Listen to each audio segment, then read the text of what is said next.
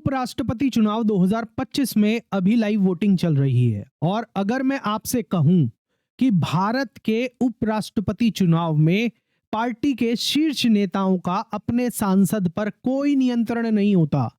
सांसद चाहें तो पार्टी लाइन से इतर भी वोट दे सकते हैं, क्योंकि इस चुनाव के अंदर कोई भी पार्टी विप नहीं होता, कोई रिकॉर्ड नहीं होता कि किसने किसे वोट दिया। सिर्फ एक गुप्त मतदान प्रक्रिया होती है जो सांसदों को अपनी अंतरात्मा की आवाज पर वोट देने की शक्ति देती है।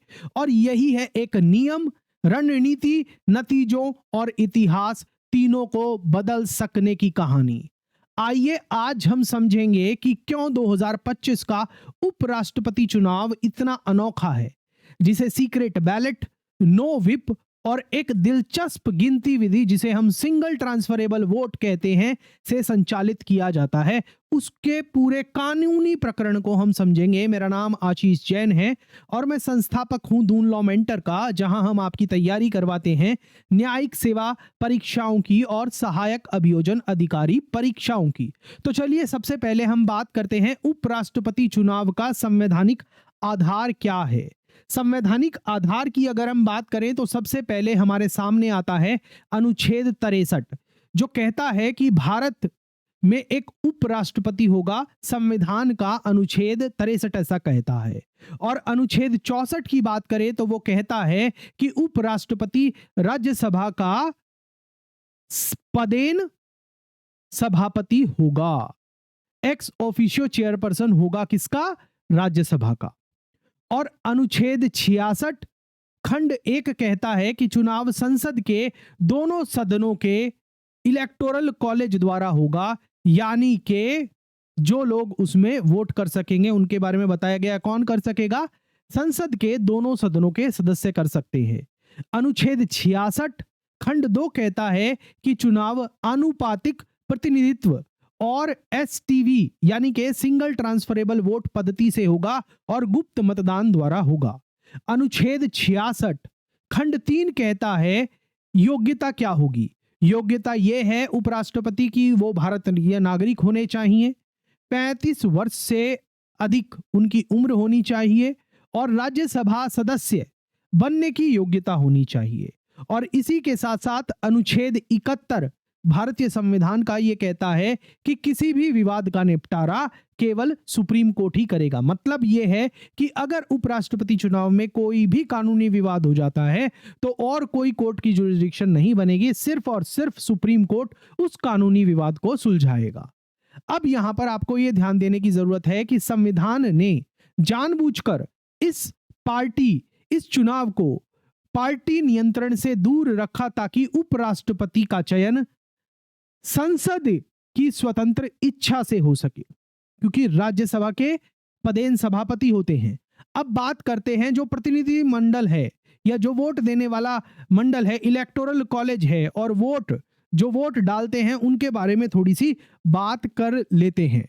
कौन वोट डालता है? कौन है निर्वाचक मंडल उपराष्ट्रपति के चुनाव के अंदर? लोकसभा में आपको पता है कि 543 सदस्य हैं और राज्यसभा के 233 निर्वाचित सदस्य और 12 मनोनीत, ये सब मिलाकर उपराष्ट्रपति के चुनाव में वोट डालते हैं। 543 सांसद, राज्यसभा के 233 निर्वाचित सदस्य और 12 मनोनीत सदस्य। निर्वाचित और मनोनीत दोनों ही वोट डालते हैं उपराष्ट्रपति के चुनाव में, जबकि राष्ट्रपति के चुनाव में मनोनीत सदस्य वोट नहीं डालते। ये बात ध्यान रखिएगा। हर सांसद के वोट का मूल्य होता है 1, हर सांसद के वोट का मूल्य होता है 1। और राष्ट्रपति चुनाव से अलग ये होता है कि इस चुनाव के अंदर एमएलए वोट नहीं डालते, स्टेट लेजिस्लेटिव असेंबली और लेजिस्लेटिव काउंसिल्स के मेंबर वोट नहीं डालते। जो एमएलए होते हैं वो वोट नहीं डालते, जबकि राष्ट्रपति चुनाव में वो वोट डालते हैं। अभी तक आपको ये सेशन अगर पसंद आ रहा है तो एक बार लाइक करके शेयर जरूर कर दीजिएगा और वीडियो को हाइप जरूर करिएगा, क्योंकि आपका ये छोटा सा कदम हमारी आवाज को और बुलंद करेगा। अब देखिए, जो ये हमने आपको बताया कि कौन वोट डालता है, हर उसके वोट की क्या वैल्यू होती है, इसके पर पीछे का जो निहितार्थ है वो क्या है? वो निहितार्थ ये है कि चुनाव पूरी तरह संसद केंद्रित हो और राज्यसभा में बैठे मनोनीत सदस्य भी उपराष्ट्रपति चुनने में भाग लेते हैं। ये बात आपको ध्यान देनी है। अब आगे बढ़ते हैं नामांकन और उम्मीदवार की पात्रता के बारे में। 35 प्लस की आयु होनी चाहिए, भारतीय नागरिक होना चाहिए, राज्यसभा सदस्य बनने योग्य होना चाहिए। और जो जमानत राशि होती है, उपराष्ट्रपति के चुनाव में नामांकन दाखिल करने के लिए उम्मीदवार को 15,000 रुपए की जमानत राशि है, और यदि उसे 1/6 से कम वोट मिलेंगे तो वो जमानत जब्त हो जाती है। 1/6 से कम वोट मिलेंगे तो जमानत जब्त हो जाती है। और रिटर्निंग ऑफिसर आमतौर पर लोकसभा और राज्यसभा के महासचिव होते हैं, नामांकन की जांच करते हैं। अधूरे या फिर अवैध नामांकन खारिज हो जाते हैं। उद्देश्य क्या है? केवल गंभीर उम्मीदवारों को चुनाव लड़ने का अवसर देना। अब बात करते हैं गुप्त मतदान का क्या नियम है उपराष्ट्रपति के चुनाव में। सांसद अपना वोट पूरी गोपनीयता के साथ डालते हैं। बैलेट पर पहचान चिन्ह नहीं होता। अगर कोई पहचान चिन्ह है तो वो वोट अवैध माना जाएगा। सांसद अपना बैलेट किसी को नहीं दिखा सकते, यहां तक कि पार्टी नेताओं को भी नहीं दिखा सकते, पार्टी के शीर्ष नेताओं को भी नहीं दिखा सकते। अगर किसी भी सांसद को मदद चाहिए वोट डालने में तो केवल प्रेजाइडिंग ऑफिसर सहायता कर सकता है और कोई मदद नहीं कर सकता। फोटो खींचना, खुलासा करना या किसी साथी को साथ ले जाना बिल्कुल ही मना है। और ऐसा क्यों जरूरी है? क्योंकि सांसदों को पार्टी दबाव से बचाने की जरूरत है और अंतरात्मा की स्वतंत्रता से वोट को सुनिश्चित करना भी है। उपराष्ट्रपति की निष्पक्ष छवि को भी बनाए रखना है। अब बात करते हैं कि क्यों उपराष्ट्रपति के चुनाव में कोई व्हिप जारी नहीं की जाती। इसका पर्पस है असली स्वतंत्रता को इंश्योर करना। सामान्यतः उपराष्ट्रपति के चुनाव में व्हिप लागू नहीं होती है। कारण क्या है? सांसद यहां इलेक्टर की भूमिका में है, न कि पार्टी प्रतिनिधि के रूप में। जो सांसद हैं वो यहां मतदाता यानी कि चुनने वाले लोगों की भूमिका में हैं, वो किसी पार्टी के प्रतिनिधि नहीं हैं। दल बदल कानून यानी कि 10th शेड्यूल केवल सदन के वोट पर लागू होता है, उपराष्ट्रपति के चुनाव पर लागू नहीं होता। वो एक अलग संवैधानिक चुनावों पर लागू नहीं होता। मतलब अगर कोई सांसद अपनी पार्टी लाइन से इतर वोट भी कर देता है तब भी उसके ऊपर दल बदल कानून नहीं लगेगा। उपराष्ट्रपति चुनाव में अगर वो पार्टी लाइन से अलग वोट कर देता है तो इस सारे क्रियाकलाप का, नो व्हिप का क्या परिणाम होता है? सांसद स्वतंत्र रूप से यहां तक कि क्रॉस वोटिंग भी कर सकते हैं। दूसरा, पार्टी के निर्देश मानने से इनकार करने पर भी अयोग्यता का कोई खतरा नहीं है। और तीसरा, यह चुनाव सांसदों की अंतरात्मा की स्वतंत्रता को सुरक्षित करता है।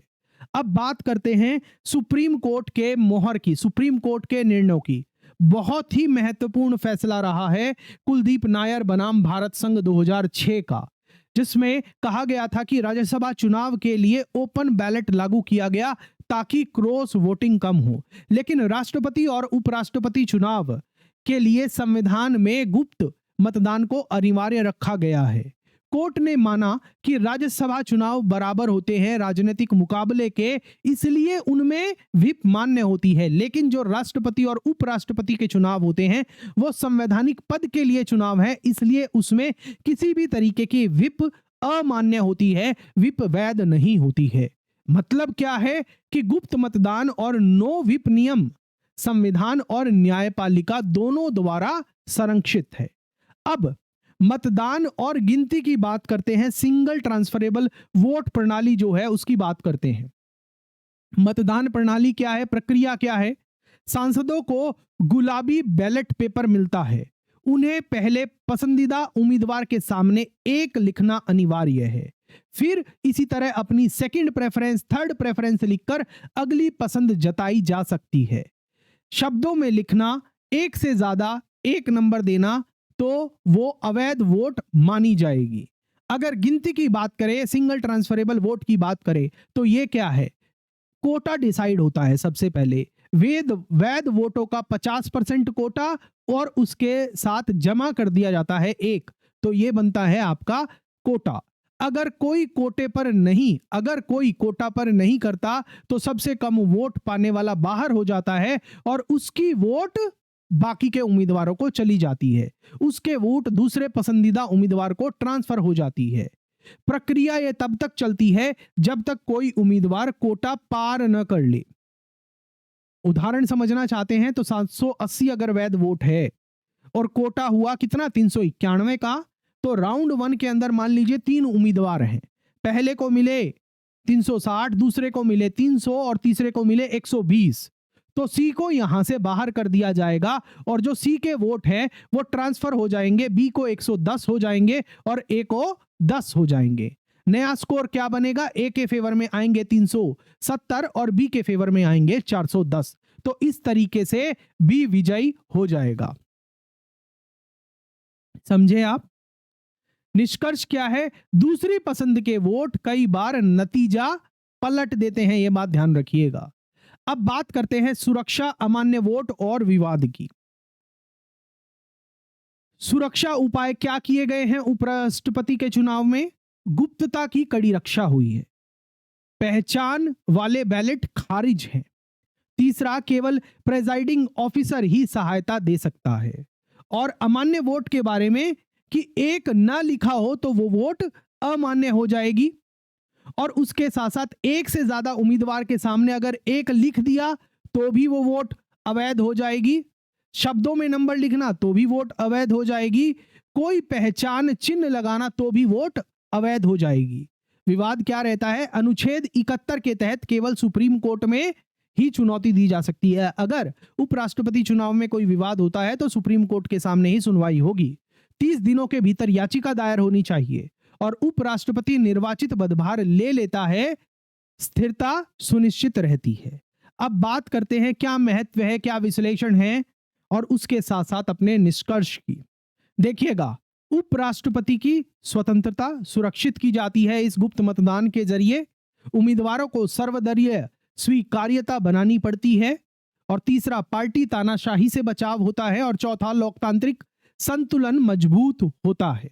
अब आगे बढ़ने से पहले मेरा आपसे एक सवाल है कि आपके अनुसार क्या ज्यादा अहम है, गुप्त मतदान प्रक्रिया की गंभीरता या फिर नो व्हिप नियम? नीचे कमेंट सेक्शन के अंदर जरूर लिख के बताइएगा। इसी के साथ जो ये हमारा आज का सेशन है वो कंप्लीट होता है।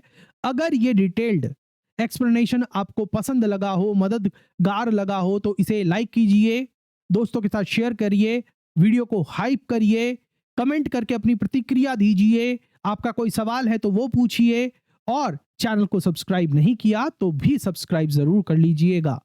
आइए मिलकर भारत की सबसे मजबूत लॉ लर्निंग कम्युनिटी बनाते हैं। मिलते हैं हम आपसे अगले वीडियो में। जय हिंद।